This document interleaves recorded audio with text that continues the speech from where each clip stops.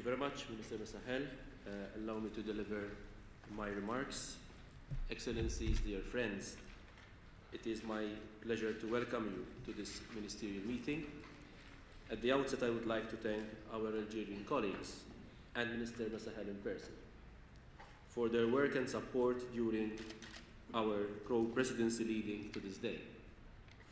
Today's gathering is another testament to our determination to facilitate dialogue in the Euromed region, which leads to the creation of joint initiatives to further our pursuit of sustainable development and achieving stability, security, and prosperity.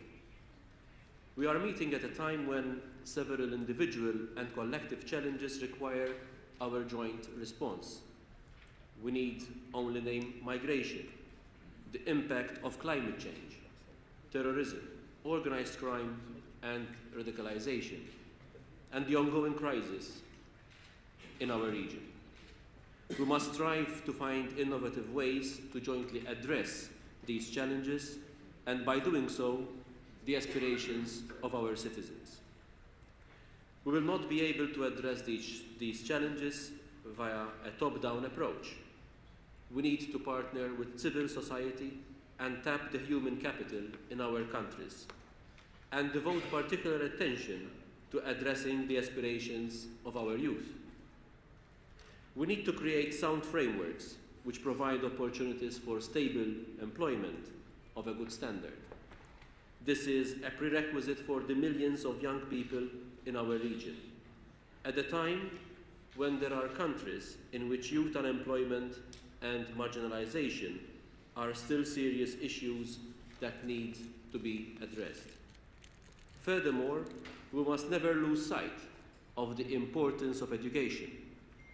Stimulating young people's minds will inevitably open them to engaging actively in civil society, in political debate, and in intercultural and interfaith dialogue. I am particularly proud to note that this week, Malta has welcomed a group of emerging Euro-Mediterranean leaders for a regional leadership seminar organized by the Annalyn Foundation's flagship program, Young Mediterranean Voices, and co-funded by the European Commission. I was very pleased with the energy and ingenuity demonstrated during the breakfast discussion we just had this morning with several participants from that seminar. Participation of young people ensures that their views are reflected in our debates and policies to shape our common future for the benefit of the whole region.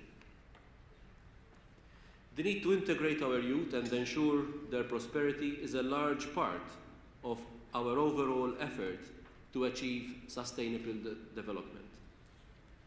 We are committed to push forward initiatives which create opportunities for cooperation on economic and social development in the region as part of our implementation of the 2030 Agenda. This includes joint work to create an environment where the private sector in our countries can spur and regenerate employment and innovation, working so that our Chamber of Commerce can play a role in facilitating economic exchanges, jointly investigating the opportunities that, for instance, blockchain technologies can offer to unleash economic and social growth in sectors such as climate change, agriculture, and education. The development of a cyberspace available to all and the achievement of gender equality and women's empowerment are essential elements of the Sustainable Development Agenda to which we are jointly committed. For years, migration has been high on our agenda. It is clear that it will remain that way in the foreseeable future. Much remains to be done to achieve a holistic approach that promotes security, mobility, economic and social development, and the convergence of all our efforts to manage migration better. The 5+5 offers an excellent platform to seek to make inroads within the Western and Central Mediterranean region. Our interactions on migration provide an insight to the different challenges that we are collectively facing. Acquiring this understanding, in turn, allows us to develop measures aimed at lessening the pressures and the strains of countries in the region and improve the prospects of the individuals involved, whether as members of host communities or as migrants.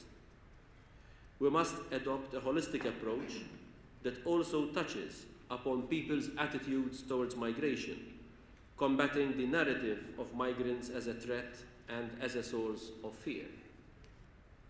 A more balanced narrative on migration is important as part of our efforts to shape public attitudes and implement evidence-based migration policies.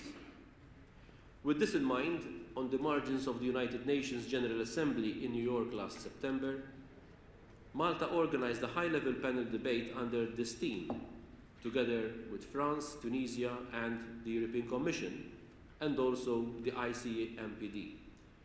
We look forward to continuing our involvement in similar projects in the future.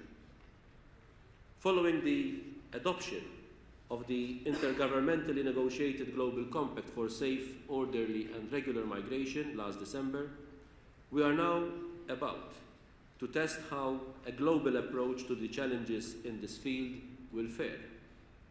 While non-binding and respecting the sovereign right of states to determine their migration policies in conformity with international law, the Global Compact provides us with a common vision to join forces to make migration work for all our nations. It opens the way for a more effective way to clamp down on illegal migration pathways and on those who are profiting from the misery of other human beings, while opening avenues for legal, well-managed migration flows that allow us to better meet the needs of both the migrants and the destination countries. Dear friends, Malta is committed to consolidating what has been achieved so far in all these areas and to using the 5+5 framework as a laboratory of ideas for a common approach to regional issues which concern us all. We are ready to discuss such approaches during the remainder of our co-presidency and in the years to come. There is a narrative that needs to be promoted on the benefits of enhancing dialogue, understanding and contacts between our peoples, and to working jointly to secure stability and prosperity in the Mediterranean region. Thank you for your attention.